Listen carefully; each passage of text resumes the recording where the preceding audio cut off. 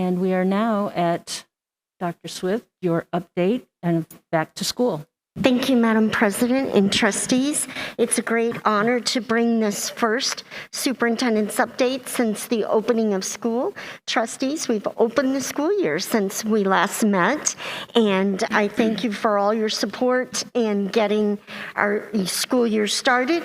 Certainly was a big opening with everyone, almost everyone returning to in-person school.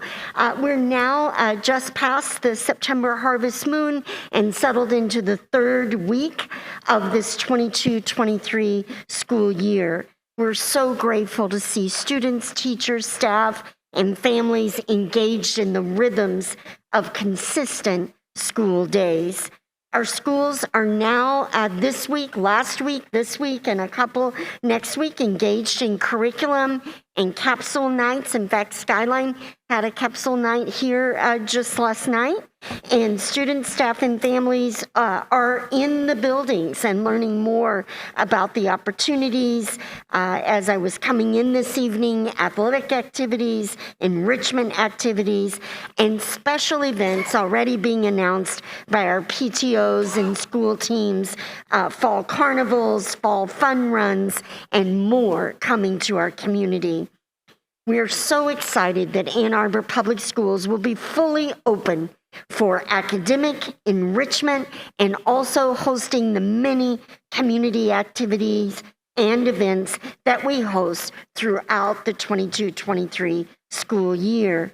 I want to just give a special shout out to our students, our teachers, support staff and principals, our parents and families, and the community.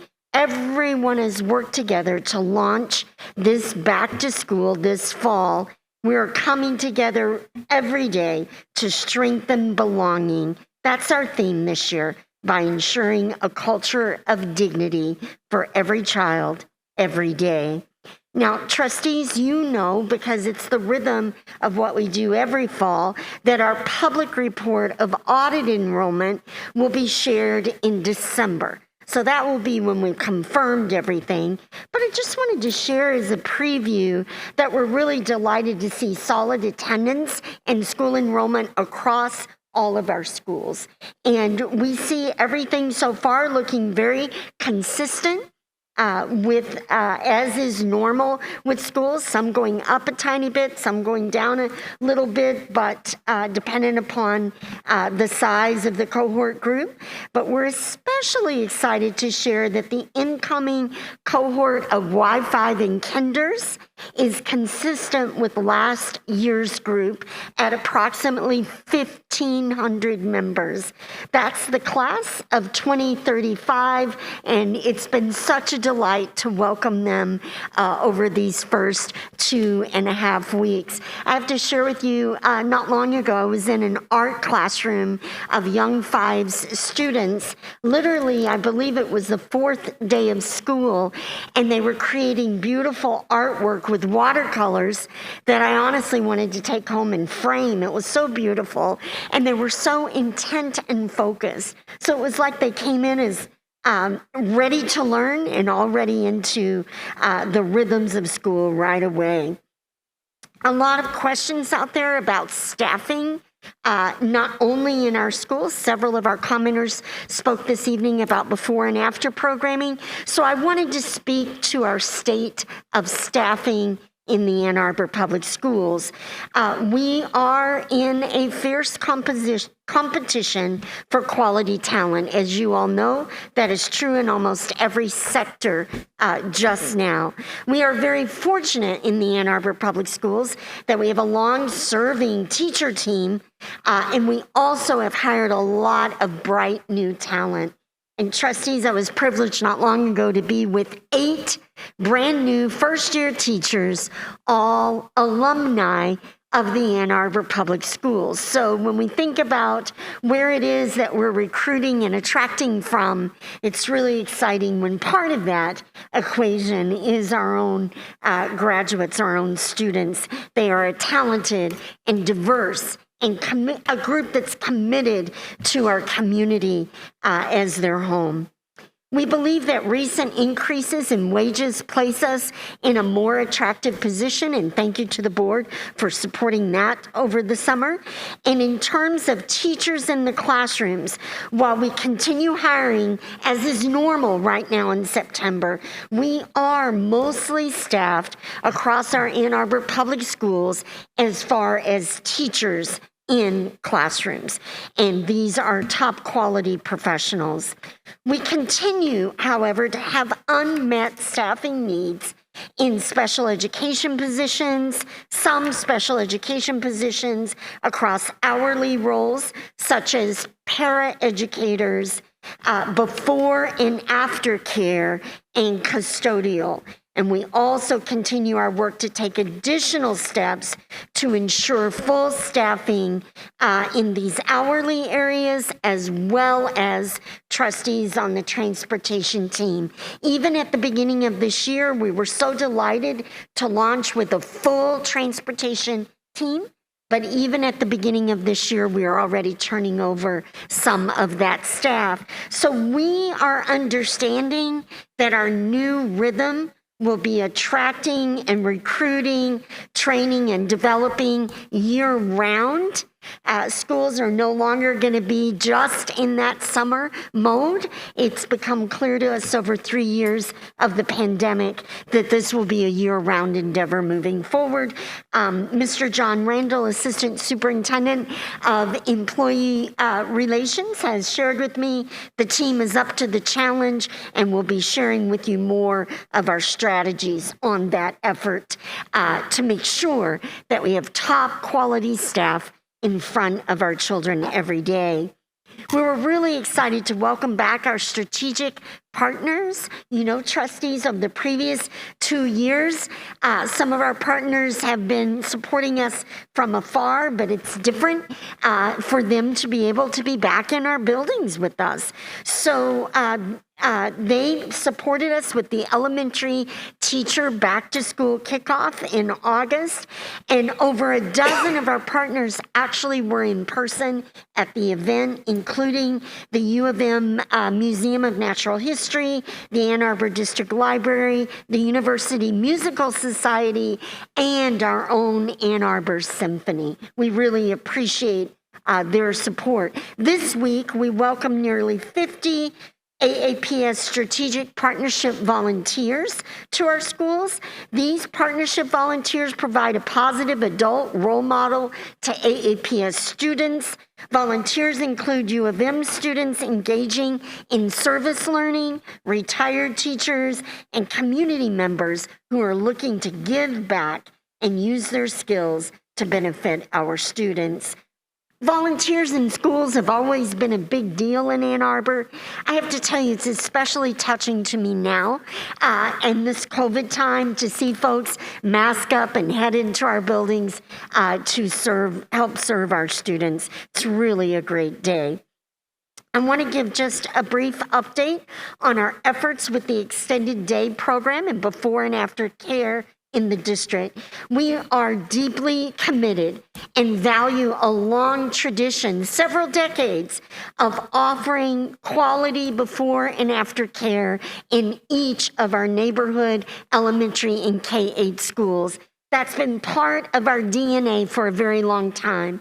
Unfortunately, during COVID, we've struggled with the ability to staff those programs. So as you know, trustees, and I appreciate your support, we've redesigned the positions.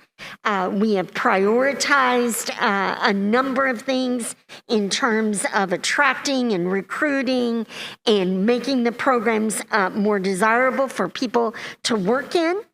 And we're really excited about recent changes to state licensing that allow us now to hire 16 and 17-year-old high school students as assistants. I want to emphasize that, as assistants in our before and after care programs. So we're giving a shout out now for interested high school students.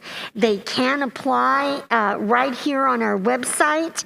And I've even said to Ms. Bacalor, if we can figure out a shuttle bus from the high school over to the elementary locations, we'd love to get some more programs up and running. Of course, they qualify at certain levels of the program, but not, as a supervisor. Quite at that point. We're excited tonight to share that we're now opening our 6th Reckoned before and after care location at Angel Elementary. That one is scheduled to open on September 26th. With this addition, the district will now have restored before and after care program in 9 of our 20 locations. So as staffing allows, more Reckoned before and after care program sites will continue to open throughout the year. This is our commitment, and yet we are not overstating the ability to get these locations staffed. As you know, trustees, we've been working on this throughout the time, the past more than a year. So we're being very clear with our community that we're aggressive on it. But we're not able to open programs until we have them staffed with quality individuals, of course. As we think about fall, part of fall that I always enjoy seeing is the Reckoned classes out on the fields and in the schools. We just have classes everywhere. So if you want to take a look, aareckonedonline.com. You can see the wide variety of enrichment and fitness, yoga classes available to preschoolers, youth, and adults. There are still spaces left in some after-school enrichment classes. So check the website to see what is still open. We're very excited to share that more than 2,600 kinder through 8th graders are registered for a fall recreational sport. I see those soccer players, and they don't come in small batches. They come in huge groups as you look out on the fields in the fall. So get out and cheer on your favorite players at a Reckoned soccer, field hockey, volleyball, or basketball game. The fall elementary and middle school buildings are available for after-hours community rentals. We're really excited to have this part of our program open to the community. So there is a place over on the website to reserve a facility, and we enjoy supporting our community by providing that service. I want to just mention, trustees, how grateful my team and I are that you all have allowed us to really deeply focus on the heavy lift of opening this school year. $54 million in building work underway that has wrapped, and lots of work over the previous 3 months. Now, as we cross mid-September, it's just an exciting time to think about several areas of your work alongside our AAPS team. And so just as a mini preview of coming attractions this fall, we are looking at a full community engagement process. Right now, during these 3 weeks, schools are busy with their open house curriculum nights, so we're not starting our community engagement till after that little chapter, but we will be engaging. More information on that will be coming for those who are interested in being a part of that engagement. As you know, trustees, we've been busy with our diversity, equity, inclusion, and accessibility endeavor. The framework for equitable instruction 3.0 has been rolled out during our opening of the school year with all of our staff. Professional development continues, and that another big highlight of that is next Tuesday during early dismissal. Our teams will be dedicated again at that time. We are ensuring a reset if it's needed on equity teams in every school in the district. Looking forward to an equity advisory group launching. The board has been talking about this, and our team, we're excited to get that done. And more information on a plan for hiring and securing additional professional help in this area will be forthcoming. The strategic equity plan will be with our engagement process this fall, and we'll be bringing that back, trustees, to the board prior to December. The capital program, it's fall again, so you know it's time in late fall, early winter to do the annual update on our capital program bond progress. We will account for every project and every dollar. And we really believe in promises made, promises kept. And I'm so grateful to our community for their support, because it has been extremely important, especially during the pandemic, to be able to take steps in buildings to improve ventilation, to increase the ability of our air conditioners to filter the air, to provide the all of the supports that are needed in our buildings. Another area, environmental sustainability, another priority. Mr. Emil Laudzana on September 1st, just a few days ago, moved over full-time to be dedicated to a priority the board has set, and that is the environmental sustainability framework for the Ann Arbor Public Schools. Now, Mr. Laudzana throughout the summer has been meeting with the committees of the Environmental Sustainability Task Force, and they are about ready to be bringing some things forward for your consideration, and then the framework to be confirmed by the end of this calendar year. You're already aware, trustees, that we're back on our rotation of reviewing policies, beginning with the series of the 1000s, and those we've been working, and I know Trustee Dupree and Trustee Lazarus, and I'm trying to remember the third Trustee Johnson. Trustee Johnson, thank you. The governance committee, we have been working this summer to prepare a draft of those enhancements to the 1000s, and we're looking forward to bringing those along this fall for your feedback and input. So with all that said, we are excited. The fall and early winter will be a time of realizing the results of the fruit being born of the board and our team efforts in several key and critical areas. It's an exciting time. We look forward to launching our board committees and seeing this work come forward with full engagement from our community. Now, one of the areas that folks have been asking about, appropriately so, are the COVID case reporting processes for this school year. Trustees, you were aware that we've been working to align the reporting that Washtenaw County Health requires to our district reporting, and those refinements were taking place as recently as yesterday afternoon to what they were requiring of us. So I'm bringing forward this evening our plan for the reporting of data. We are, as we have from the beginning, going over and above, but we're using the basic framework for reporting that the county requires.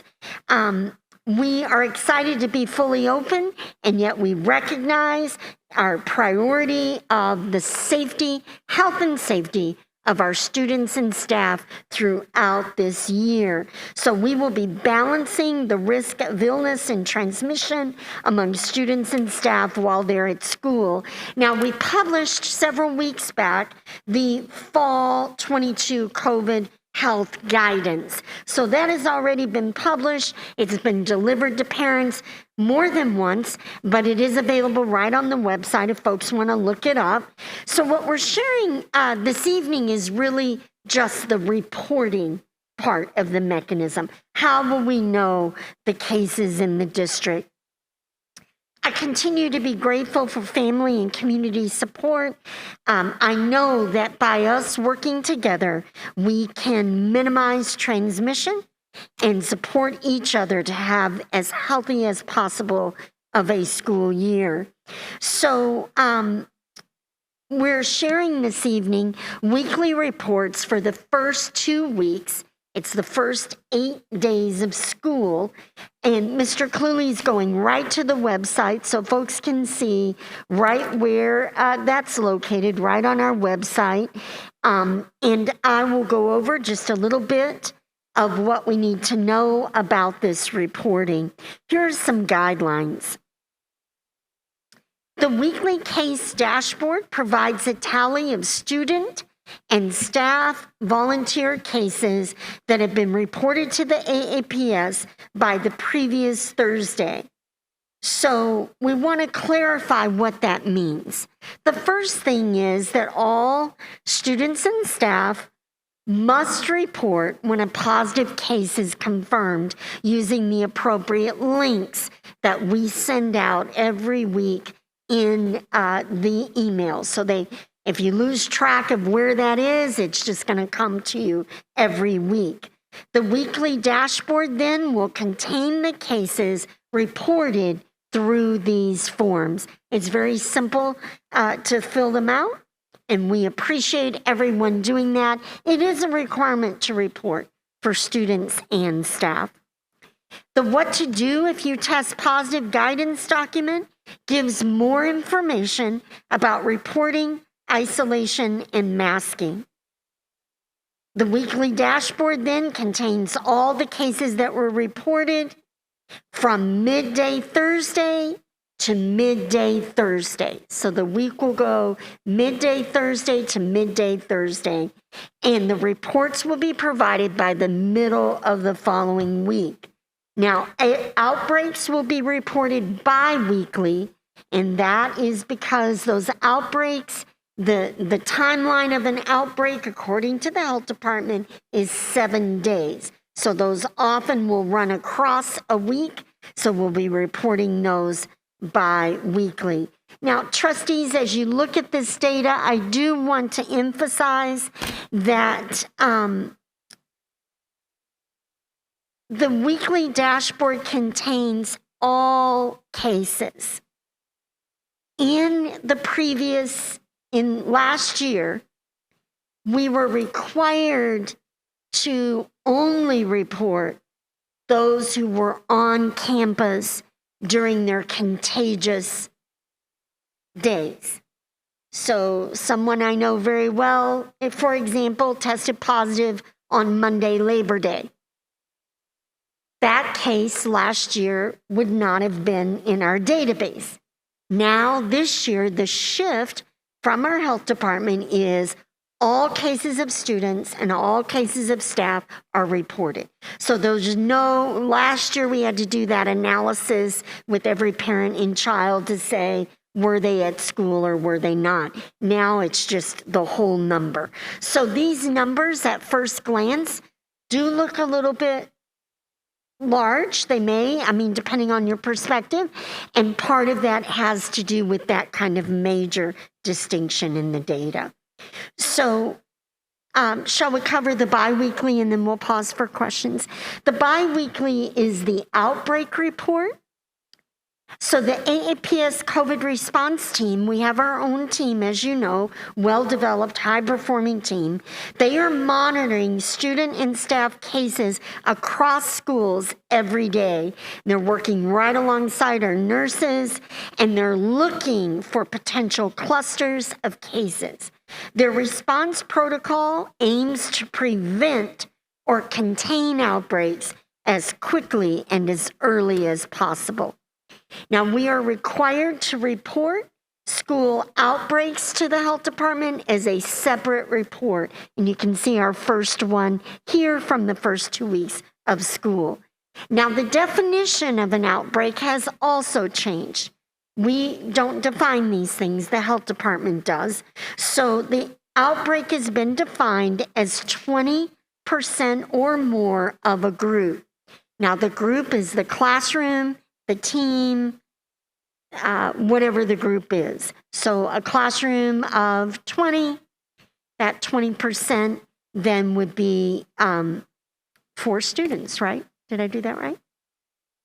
So that time frame is within a 7-day period.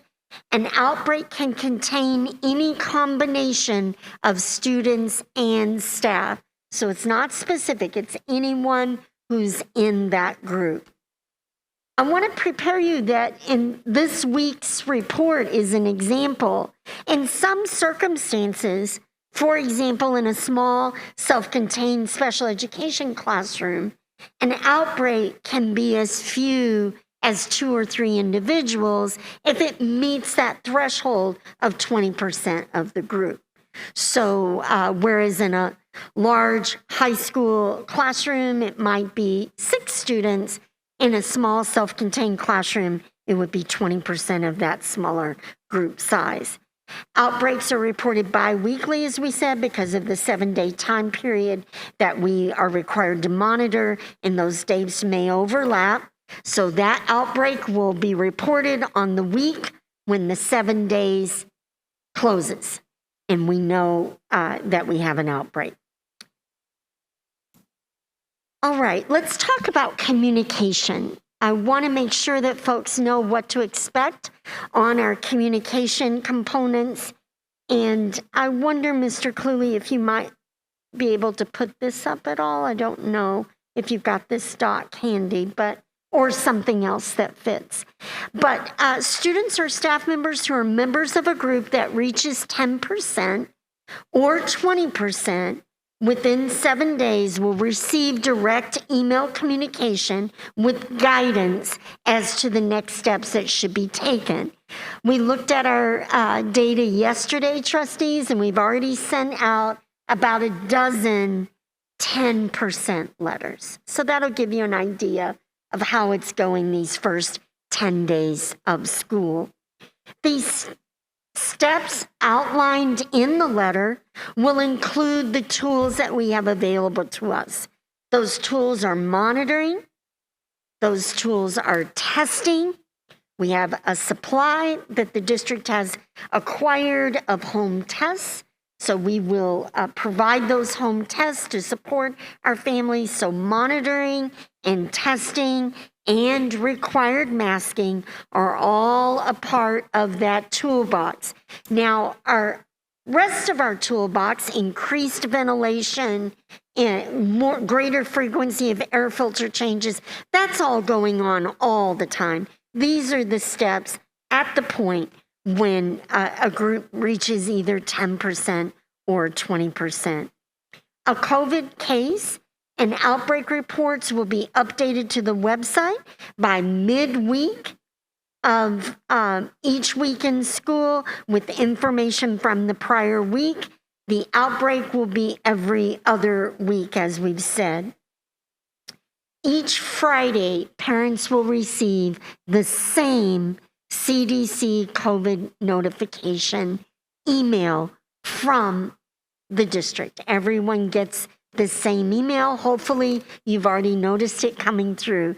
It will do 3 things. One is it will tell us the level for the following week, the level of our CDC transmission, whether it is low, whether it is medium, or whether it is high, green, yellow, red.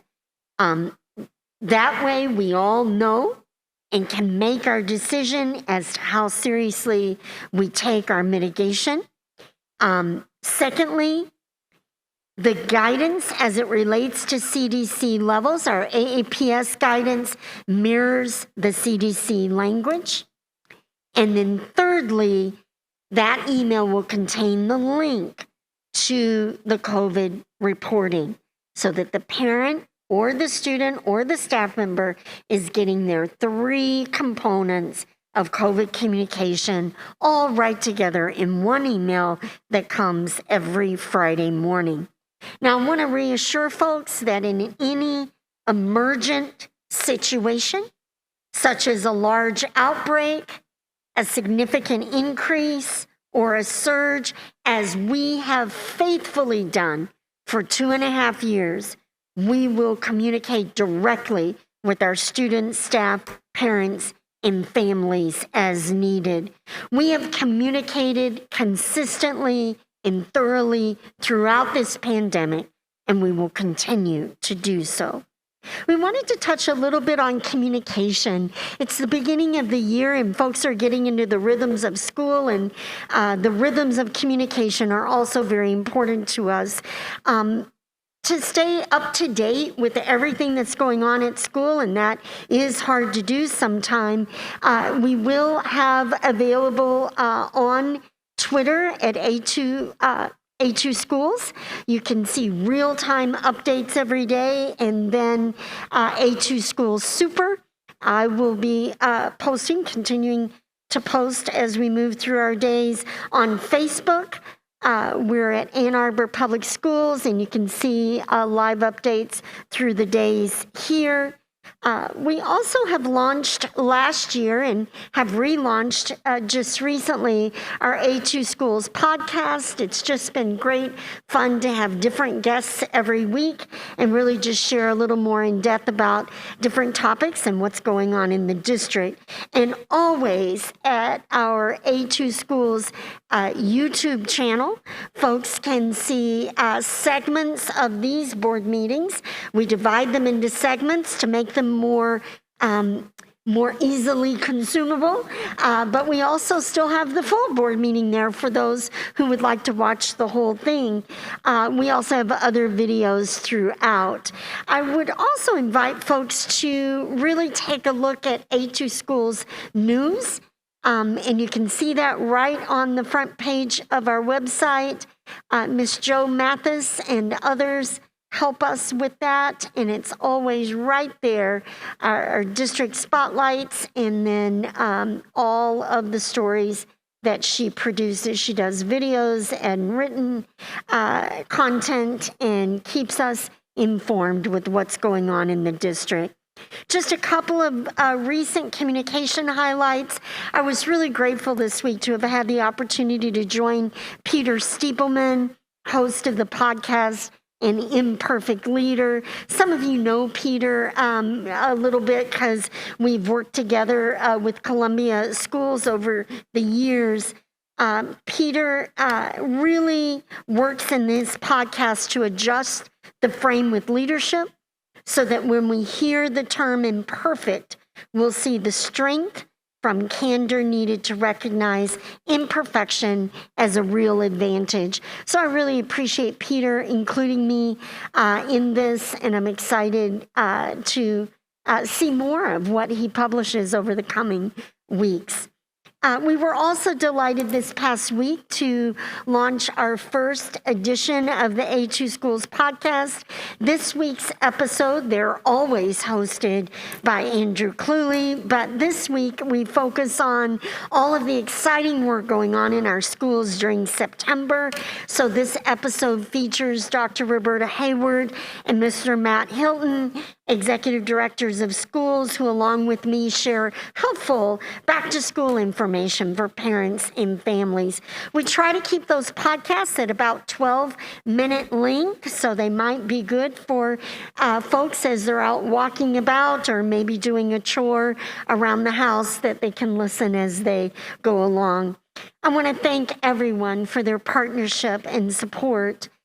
We do this as a community, and that is supporting our 17,000 beautiful students, our talented and committed school teams, and our 32 quality neighborhood schools. I take that very seriously, how we work together to make this happen. So we appreciate all the feedback from folks so that we can always be working to do better. And I want to give everyone congratulations for such a great back-to-school opening. We are centering our gratitude and our joy and our celebration in this 22-23 back-to-school launch. And in celebration, our team has prepared an around the world, around AAPS tour and highlights from our Ann Arbor Public Schools neighborhood campuses for you to enjoy. So thank you, Mr. Cluley and Ms. Osinski, who put this together for us, and Mr. Scott Nadeau, and they're going to put it up. There we go.